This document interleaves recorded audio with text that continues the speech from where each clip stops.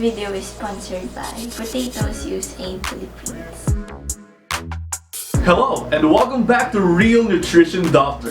This is your gateway to real nutrition facts straight from a registered nutritionist, dietitian, and a doctor of medicine rolled into one. Hi, I am Dr. Dex, and I'm your Real Nutrition Doctor.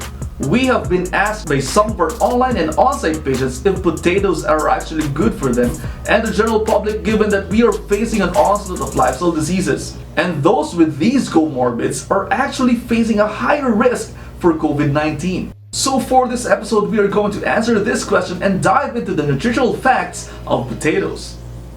The question is, are potatoes good for you?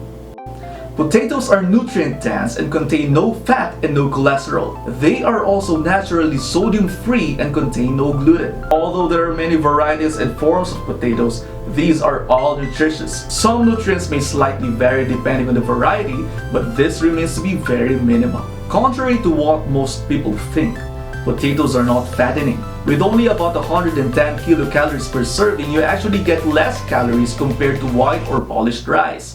The difference is that potatoes are much more nutrient-dense and are considered as a whole food. Let us go into the nutritional facts of potatoes. Also, turuan ko na kayo magbasa ng nutrition facts or nutrition label, so when you go to the market, you can always check the label. Turuan na kita magbasa ng label. Sana, at the end of this video, itag mo na siya, tapos i-check mo na rin ko ng label nyo. Step number 1. Kapag nakakita kayo ng nutrition facts, do not be intimidated. Makikita nyo dito kung anong hahanapin mo dapat sa isang pagkain. For example dito, one serving of a medium-sized potato weighs around 148 grams. Also going down the label, we can see kung ilang calories per serving ang makukuha natin. So in this case, we get around 110 calories. Going down the table, we will be able to note ang components ng calories na binibigay nito, like your fats, carbohydrates, and protein. In this case, we get around 26 grams of carbohydrates and 3 grams of protein with no fat content.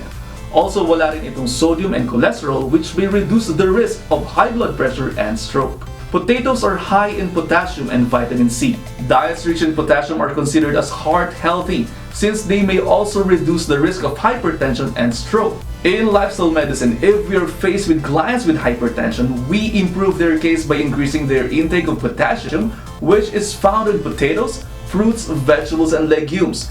If you can see on this label, one serving of potato gives us around 620 milligrams of potassium. The average considered adequate intake is usually 2600 milligrams for females and 3400 milligrams for males. Vitamin C has a lot of functions. Number 1, it is considered as an antioxidant that neutralizes or stabilizes your free radicals. Ito yung mga naninira ng katawan natin. Next, it is required for collagen production na kinakailangan ng ating katawan for healthy skin, gums, tendons, ligaments, bones, and wound healing. Lastly, nakatutulong ang vitamin C sa pag-absorb ng iron. As you can see on this label, potatoes have around 27 milligrams of vitamin C per serving, which is relatively high if we are aiming to get the RDA.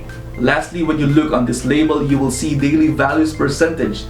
The usual nutrition facts or label is based on a 2,000 kilocalorie diet, at dito makikita natin kung gaano nasasapatan ng pagkain ito ang ating pangangailangan for the day.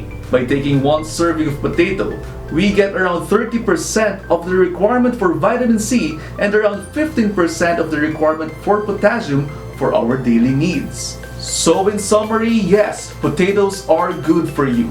They are free of fat, cholesterol, sodium, and gluten, and an excellent source of vitamin C and a good source of potassium. Consumption of foods high in potassium are linked to a decreased risk of hypertension and other lifestyle diseases. There are a variety of potatoes, but the variation on nutrients are very minimal and they are almost equally nutritious. Lastly, being a nutrient-dense complex carbohydrate, potatoes are perfect for creativity fueling since carbohydrates are the primary source of fuel for the brain. I hope you learned something new today. If you're new here and you would like to see more educational videos like this, click on the like, share, subscribe, and bell buttons so you will be notified when there are updates on this page. Again, this is Dr. Dex and I'm your real nutrition doctor. I'll see you in optimal health.